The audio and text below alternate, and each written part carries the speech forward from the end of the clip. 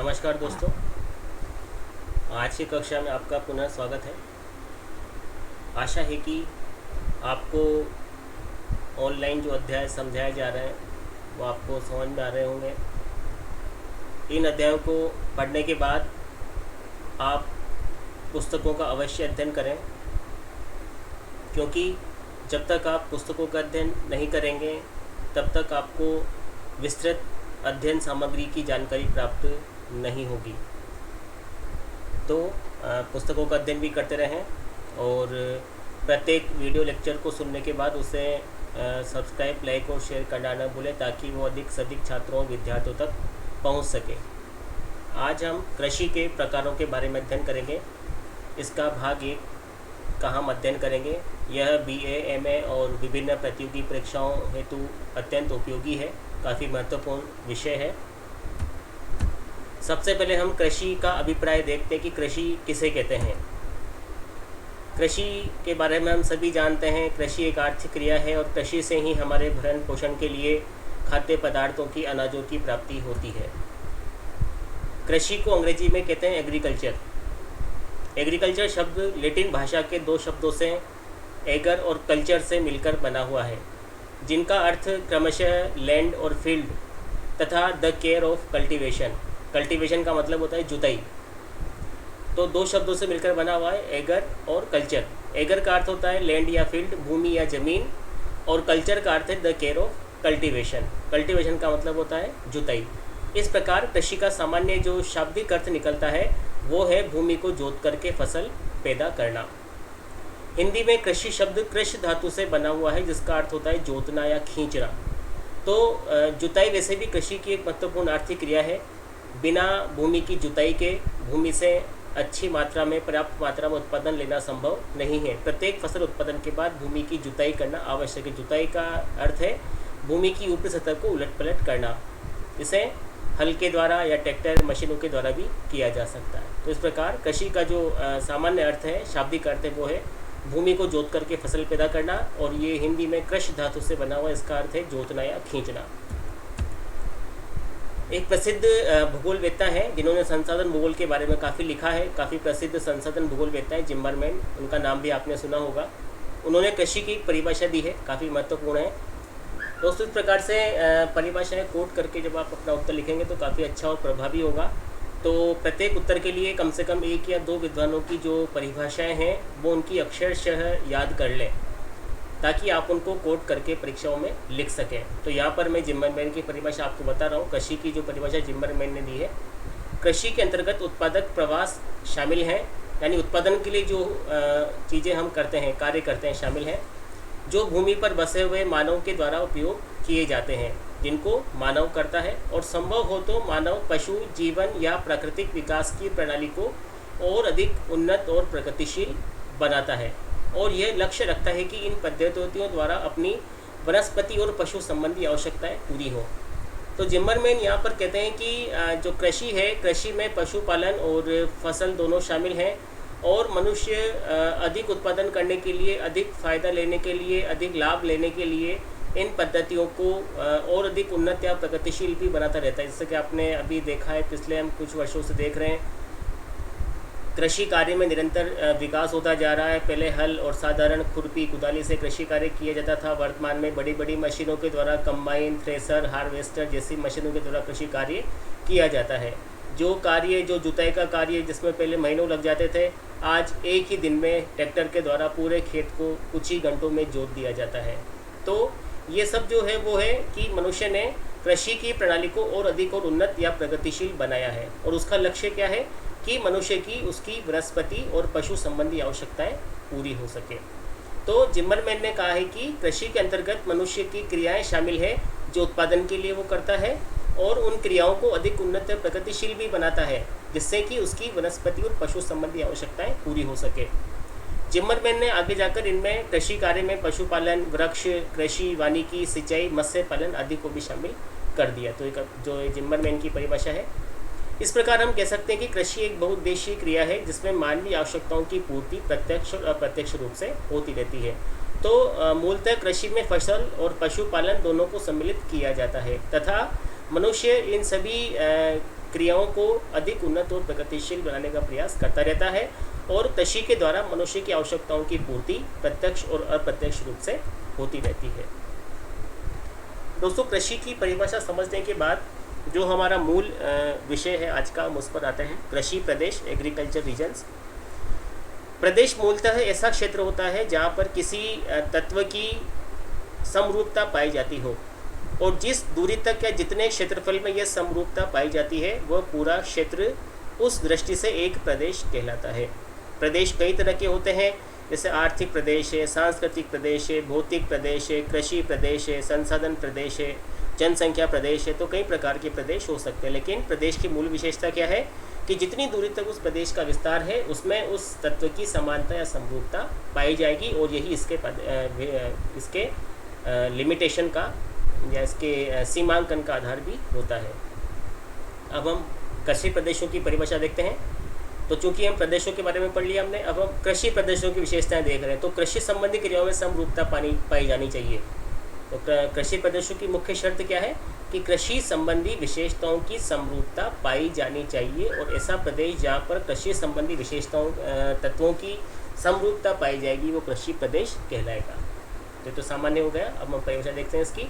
कृषि प्रदेश पृथ्वी तल पर कृषि से संबंधित विशेषताओं का समूह होता है, यानी कृषि से संबंधित जो विशेषताएं हैं वो हमें कृषि प्रदेशों में देखने को मिलती है, जिसमें कृषि दशाओं तथा कृषि कार्य पद्धति संबंधी विशेषताओं की दृष्टि में समरूपता मिलती है। तो किस किस चीज़ में समरूपता मिलती है दोस्तों? यहाँ पर आप देख रहे हैं कृषि दशाओं यानी कृषि कार्य की जो दशाएं हैं उनमें समरूपता मिलेगी, साथ ही साथ कृषि कार्य की पद्धति में भी समरूपता देखने को मिलेगी। किस प्रकार से फसलें उगाई जाती है, क्या क्या कार्य किया जाता है, कौन से औजार किस प्रकार की जो है उपकरण काम में लिए जाते हैं, ये सभी वहाँ पर हमें एक समान देखने को मिलेंगे। इसी प्रकार से कृषि प्रदेश में हमें फसलों के प्रकार, उत्पादन की विधि किस तरह से उगाई जाती है, कृषि में प्रयुक्त उपकरण, कौन कौन से उपकरण काम में लिए जा रहे हैं, उपयोग में ली जानी प्रविधि का मतलब तकनीकी, कौन सी तकनीकी उत्पादन में काम ली जा रही है, कृषकों का जीवन किस प्रकार का है, उनकी जीवन पद्धति कैसी है, उनके जीवन का स्तर कैसा है, ये सभी जो तत्व हैं वो पूरे कृषि प्रदेश में समानता रखते हैं। तो इस प्रकार हम ये देखते हैं कि जो कृषि प्रदेश होते हैं उनमें विशेष रूप से फसलों के प्रकार, उत्पादन की विधि, कृषि में प्रयुक्त उपकरण, तकनीकी या प्रविधि तथा कृषकों की जीवन पद्धति एवं स्तर के दृष्टिकोण से कृषि प्रदेश समानता रखते हैं।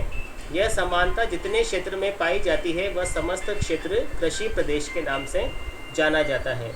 तो ये सारा का सारा क्षेत्र दोस्तों किस नाम से जाना जाएगा? कृषि प्रदेश के नाम से जाना जाएगा। तो यहाँ पर मैंने आपको पहले ही बताया था कि कृषि प्रदेश का जो सामान्य तात्पर्य है वो यह है कि जो ये सभी तत्व हैं, फसलों के प्रकार, उत्पादन विधि, कृषि में प्रयुक्त उपकरण, प्रविधि, तकनीकी, कृषकों की जीवन पद्धति, स्तर का दृष्टिकोण, ये सभी उस क्षेत्र में समान होने चाहिए और जितने क्षेत्र तक ये सभी चीज़ें तत्व समान पाए जाएंगे वो पूरा का पूरा क्षेत्र एक कृषि प्रदेश के नाम से जाना जाएगा। तो कृषि संबंधी जितनी भी विशेषताएं हैं वो एक समान समरूपता वाली होनी चाहिए उस समस्त प्रदेश में, और जहाँ तक ये समान होगी वो पूरा क्षेत्र कृषि प्रदेश कहलाएगा। तो ये कृषि प्रदेश की परिभाषा है। अब हम देखते हैं कृषि प्रदेशों का वर्गीकरण। कृषि प्रदेशों को विश्व स्तर पर वर्गीकृत करने का जो सफल प्रयास था वो 1926 में व्हिटलेसी और विलिंगटन के द्वारा किया गया। जो विद्वान थे व्हिटलेसी और विलिंगटन, इन्हीं विद्वानों के द्वारा सबसे पहले 1926 में सफल प्रयास किया गया। इसके बाद इनके द्वारा 1936 में संशोधित कृषि प्रदेशों का विभाजन प्रस्तुत किया गया। यह विभाजन आज भी मान्य है व इसके आधार पर कृषि के प्रकारों को भी वर्गीकृत किया जाता है। तो काफ़ी महत्वपूर्ण है। व्हिटलेसी के कृषि प्रदेश आज भी मान्य है और उनको मान्यता मिली हुई है, उसी के आधार पर कृषि के प्रकारों का भी विभाजन किया जाता है। तो सबसे पहले तो इन्होंने 1926 में प्रयास किया था व्हिटलेसी और विलिंगटन ने। उसके बाद 1936 में इन्होंने संशोधित कृषि प्रदेशों का वर्गीकरण प्रस्तुत किया और ये जो वर्गीकरण है दोस्तों ये आज भी मान्यता प्राप्त है, क्योंकि ये जो वर्गीकरण है ये काफ़ी महत्वपूर्ण है और ऐसे तत्वों के आधार पर दिया गया जो कि सर्वमान्य है। उन्होंने 5 आधार बताए थे और 5 आधारों पर संपूर्ण विश्व को 13 कृषि प्रदेशों में बांटा है। कितने प्रदेश हैं? 13।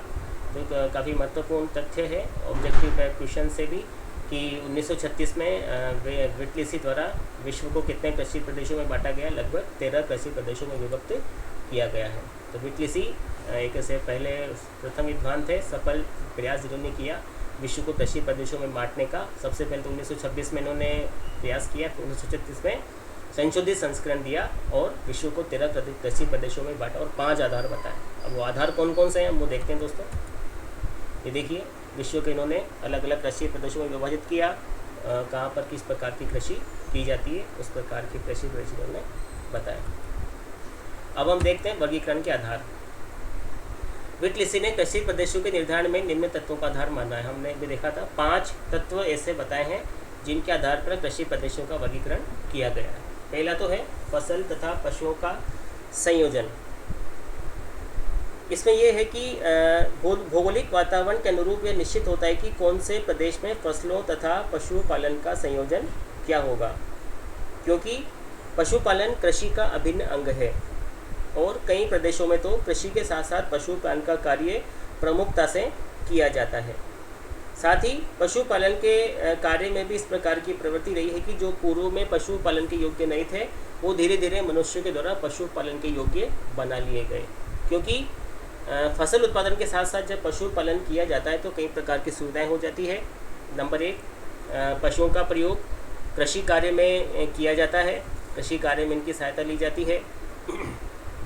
जैसे बैलों का प्रयोग हल चलाने के लिए लिया जाता है। दूसरा, जो पशुओं से जो प्राकृतिक खाद प्राप्त होती है उस खाद का प्रयोग खेतों को, भूमि को उपजाऊ बनाने में किया जाता है। तो ये फसल और पशुओं का जो संयोजन है वो अलग अलग क्षेत्रों में अलग अलग प्रकार का होता है।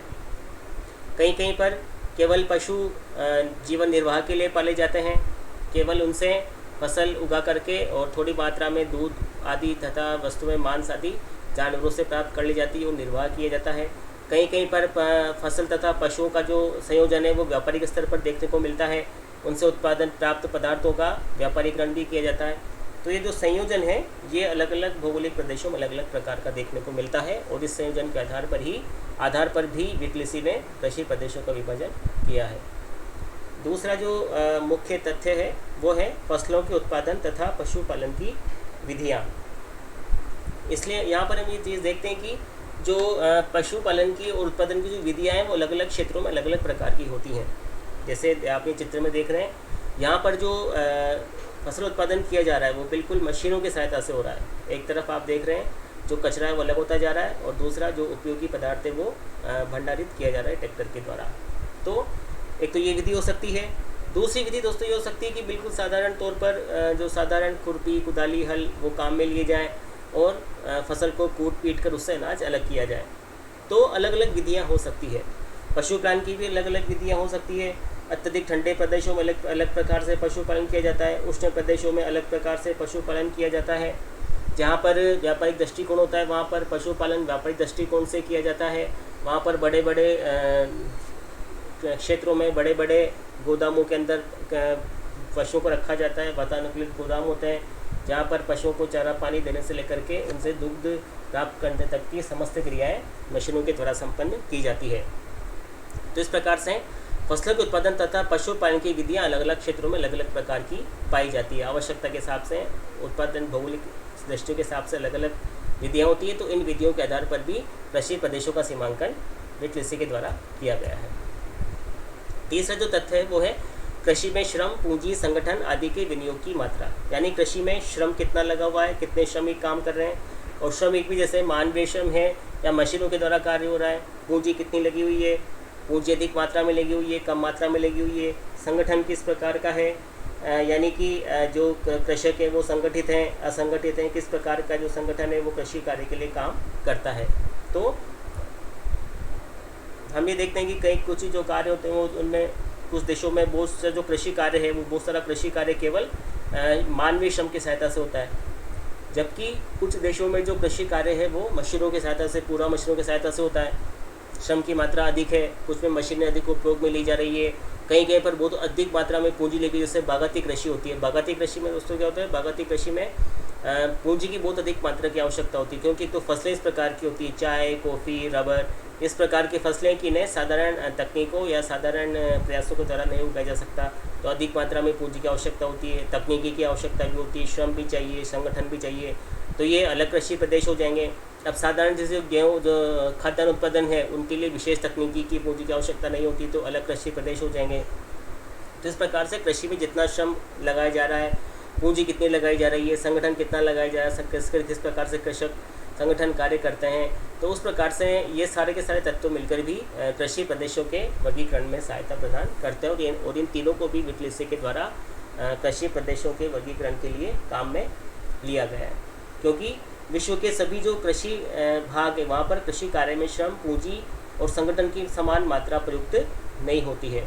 यदि हम पाश्चात्य और विकसित देशों में जाएं तो वहाँ पर श्रम, पूंजी और संगठन की जो मात्रा है वो अधिक है, लेकिन यदि हम सघन, बसे हुए और दक्षिण पूर्वी एशियाई अविकसित देशों की तरफ आते हैं तो वहाँ पर मानवीय श्रम का अधिक उपयोग किया जाता है, पूंजी का उपयोग कम किया जाता है, जबकि विकसित देशों में पूंजी का उपयोग अधिक होता है, मानवीय श्रम का उपयोग कम होता है। तो इस प्रकार से विविधता देखने को मिलती है और ये विविधता ही इनके प्रादेशिकरण का आधार भी बन जाती है। अब उत्पादित पदार्थों के उपयोग का ढंग, यानी जो कृषि से जो उगाया जा रहा है उसका उपभोग किस प्रकार से किया जा रहा है। यहाँ पर आप देख रहे हैं एक चित्र में तो एक महिला बैठी हुई है उत्पादन लेकर के, ये स्थानीय उपभोग है। दूसरे में एक महिला मल्टी स्टोरी जो आजकल के बड़े बड़े ब्रांड स्टोर खुल गए वहाँ से विभिन्न प्रकार के कृषि उत्पादों की शॉपिंग करके लेकर के आ रही है। तो ये कि उपभोग किस प्रकार से किया जा रहा है, स्थानीय उपयोग हो रहा है या फिर अंतर्राष्ट्रीय उपयोग के लिए चीज़ों का निर्यात किया जा रहा है। वस्तुओं का उत्पादन कितनी मात्रा में होता है, उपभोग कैसे होगा, कितना निर्यात के लिए शेष बचेगा, ये सभी इस बात को तय करते हैं कि कृषि से उत्पादित पदार्थों का उपयोग का ढंग कैसा रहेगा। कुछ किसान केवल जीवन निर्वाह के लिए उगाते हैं, कुछ किसान केवल निर्यात करने के लिए उगाते हैं। बागायती कृषि में मुख्यतः निर्यात और व्यापारिक के लिए ही उत्पादन किया जाता है। इस प्रकार से यदि हम सघन कृषि वाले प्रदेशों में जाएं तो वहाँ पर सघन चावल घन निर्वाह कृषि में जाएं तो वहाँ पर चावल की खेती की जाती है। और चावल की खेती इसलिए की जाती है कि वहाँ पर जो लोग हैं, जो जनसंख्या है वो अधिक है और वहाँ पर चावल अधिक उत्पादन होने के कारण वो जो चावल है वो वहाँ की सघन जनसंख्या के काम में आ जाता है और वहाँ पर निर्यात के लिए कुछ भी शेष नहीं बचता है।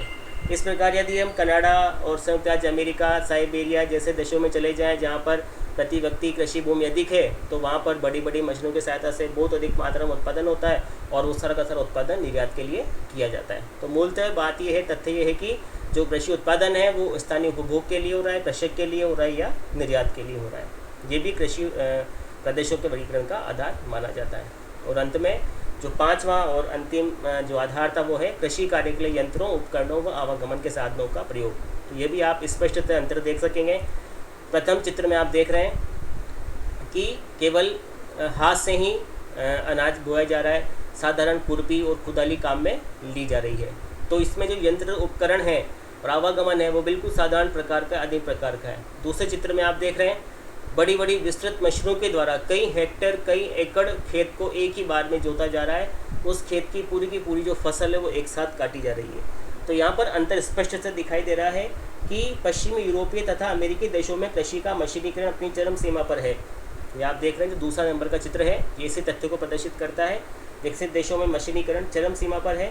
कृषि कार्य के लिए खेतों को तैयार करने से लेकर उन फसल को काट करके